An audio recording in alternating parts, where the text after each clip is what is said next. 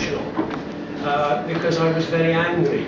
I was angry at all the things that had befallen Scotland over the last 400 years since our nobility disappeared south of the King. But tonight I would like to be a little more positive, and I would like to say a little bit first of all about pride, because I meet quite a few people who are not desperately keen on independence. You can't really see what it would do, but on the other hand they are terribly quick to say, oh, but I'm proud I'm Scottish. Now I think that's a very funny kind of pride, to take pride in a country which is too wee, too poor, and too incompetent, I wouldn't say stupid, too incompetent to run its own affairs. Try telling that to the Dutch, or the Danes, or the Czechs, or the Slovenians, and they would not appreciate that kind of pride.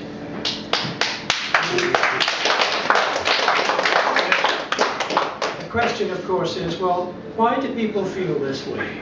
And people feel this way because, with, as I say, the best part of 400 years of being disregarded, and policies applied in Scotland which were not according to our needs, it's no wonder that after a while folk become Haddington. And this is still continuing. It continues today in a slightly different form. Now, colloquially, we might call it scaremongering.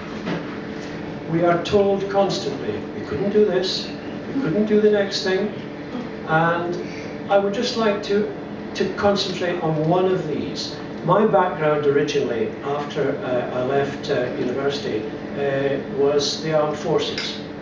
So I thought it would be interesting to take a look at some of the things that have been said. The only thing I think that's worth repeating about what David Cameron has said about our armed forces is when Angus Robertson was challenging him in the House of Commons about the resources which Scotland would have, and complaining about the fact that Luchers was being closed and Lossiemouth was being closed, or Kinloss or whatever. David Cameron said, if you got your independence, you Scots would be flying by the seat of your pants. That was one of the most insulting remarks ever made in the House. So I thought, let's take a look then at the issue of defence. Currently, we are spending about £3 billion a year from the revenue attributed to Scotland on defence. I took a look at another country which is spending slightly less than that, just to see how they manage things. And the country that I had a look at was Denmark. Denmark spends the equivalent of £2.5 billion a year on defence. That, suppose we were to allocate the same amount of money, we might have comparable forces, not the same because our priorities are different, but comparable forces to the Danes.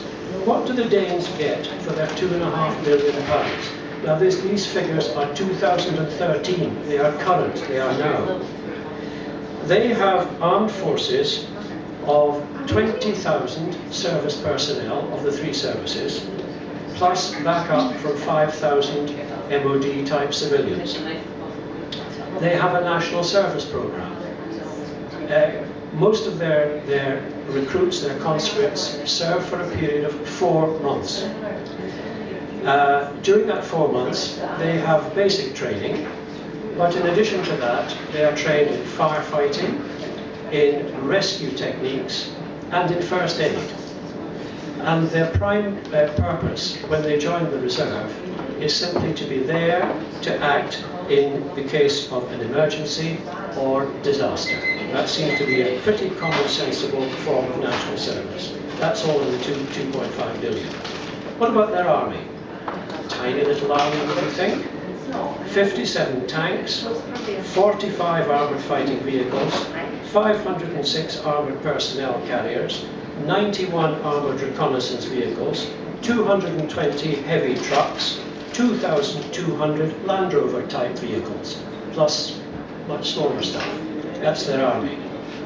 Their navy, 7 frigates with surface-to-air missiles, 11 patrol vessels, 2 command and control vessels, which are rather sort of souped-up frigates taking command, 6 minesweepers, 6 environmental protection vessels, and a host of smaller craft. What about their Air Force? 30 F-16 fighters, 7 transport planes, including 4 Hercules, 30 helicopters. And it's interesting to note that in the recent Libyan crisis, the Danish contribution to the international force flew more sorties in Libya than did the Royal Air Force. What are these forces used for? They don't believe in land defence, they don't see a threat from land defence.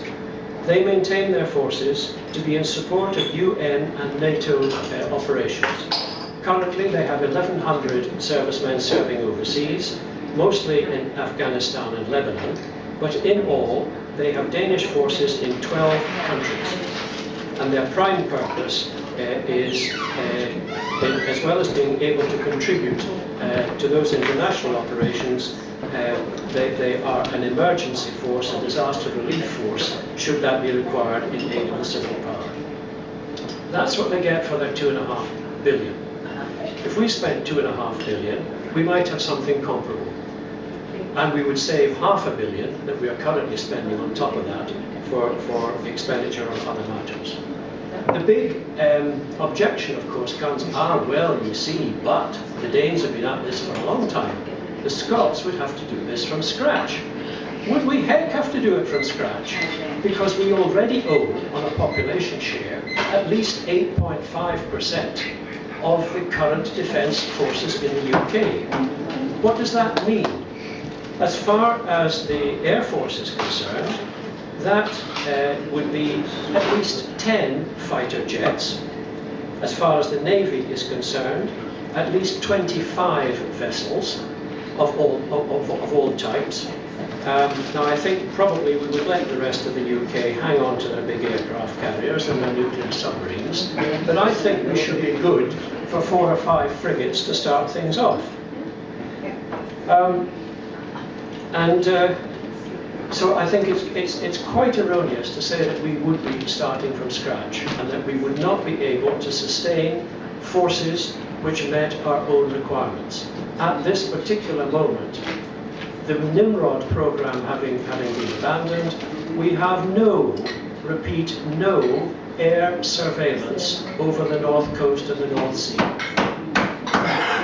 If you look at the House of Commons Defence Committee latest report for 2012-13, they are scathing themselves about the fact that we do not have any replacement at all for the Nimrod program, and they're even more scathing about the fact that the UK government has not even spoken to any of our allies to see whether or not they can help us cover.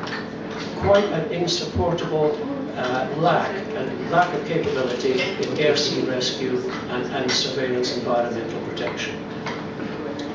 I would love to see a country which is able not only to look after its own defence, but look after all its own affairs.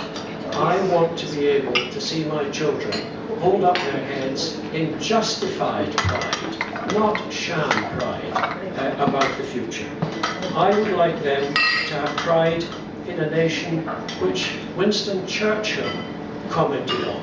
Now, Winston Churchill was no lover of independence, but I like to remember what he said about Scotland. Of all the small nations of this earth, perhaps only the ancient Greeks surpassed the Scots in their contribution to mankind. Yes.